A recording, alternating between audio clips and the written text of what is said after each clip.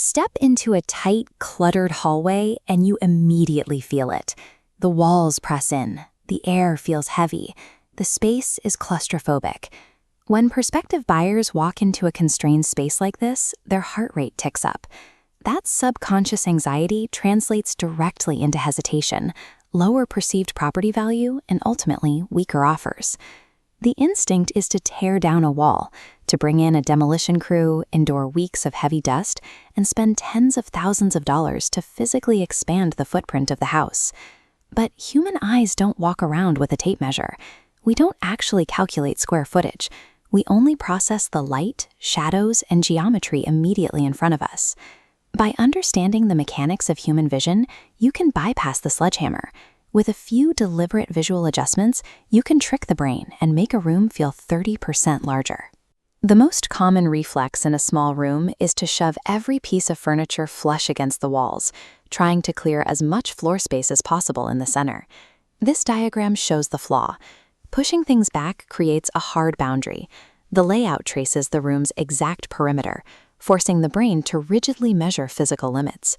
Pulling the sofa forward and angling chairs into a central zone breaks that restrictive outline.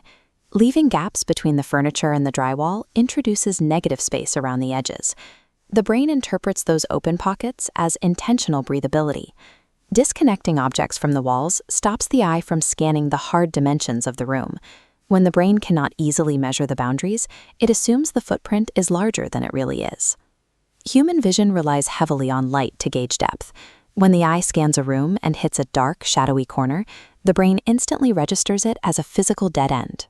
By layering consistent temperature light sources, blending overhead fixtures with floor and table lamps, you systematically eliminate those shadow pockets. Light sources are only half the equation. The paint on your walls dictates how those photons behave once they actually leave the bulb. Darker colors absorb photons. They trap the light, preventing it from traveling across the room, which literally shrinks the perceived visual volume of the space. Conversely, light neutrals, like soft whites, warm creams, and gentle grays, act like reflectors. They bounce incoming photons across the room, keeping the viewer's eye in continuous motion.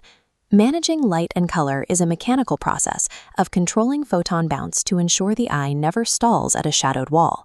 You can push this manipulation further by faking geometric depth using mirrors. Looking at this 3D layout, placing a mirror directly opposite a window captures incoming sunlight. It mathematically duplicates your primary natural light source, redirecting beams into unlit corners. The reflection establishes a faux sightline, tricking the brain into perceiving room geometry extending through the drywall. Beyond physical geometry, spatial perception is dictated by mental processing, specifically cognitive load. Oversized decor on tables, excessive personal items, and cluttered surfaces force the brain to catalog objects. Instead of processing the architecture and the dimensions of the room, the viewer's mental energy is spent analyzing the items inside it. Clearing those surfaces frees up the viewer's mental bandwidth.